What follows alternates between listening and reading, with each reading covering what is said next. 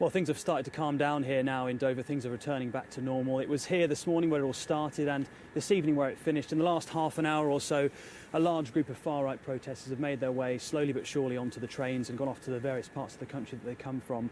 This was all organised well in advance. Police given plenty of warning that the far-right groups such as the National Front, they'll all be coming to Dover to march from the Priory station here down to the docks to have their say against the immigration policy of the country and also to what they say is show solidarity to lorry drivers. But it was when they clashed with an anti-fascist group, that's when the scuffles took place. We saw missiles were thrown, bricks, smoke bombs went off. There was at least one person put in hospital with injuries that we don't know how serious they are.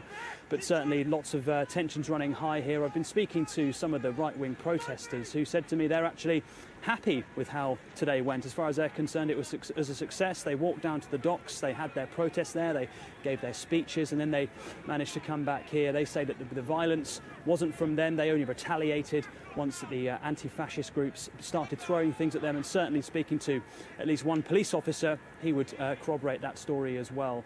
This has all come around, of course, because of what's going on across Europe and in Africa. I'm speaking to the right-wing protesters here. They've talked about issues including what happened in Paris, in Cologne as well, all the things that build up to give a picture of anxiety around what's happening with the refugee crisis. And certainly we've seen a lot more sort of sinister and serious situations in Europe in the last 48 hours.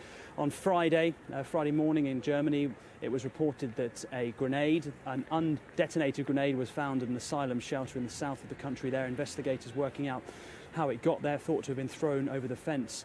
And in Sweden last night we saw around 100 people dressed in balaclavas and wearing black attack foreign-looking people in the streets in Stockholm. Police say they've arrested at least 4 people around the incident. No one was seriously injured. No assaults have actually been filed that we know of, but leaflets handed out to the people that were attacked saying that they're not welcome in the country. So a very small event here in regards to what's happening around the rest of Europe, but certainly something that goes to show the sort of symptom that we're seeing, the anxiety around what's happening with this migration crisis. Joe, thanks very much indeed. Joe Tyler there in Dover. Well, of course, the principal cause of Europe's migration crisis is the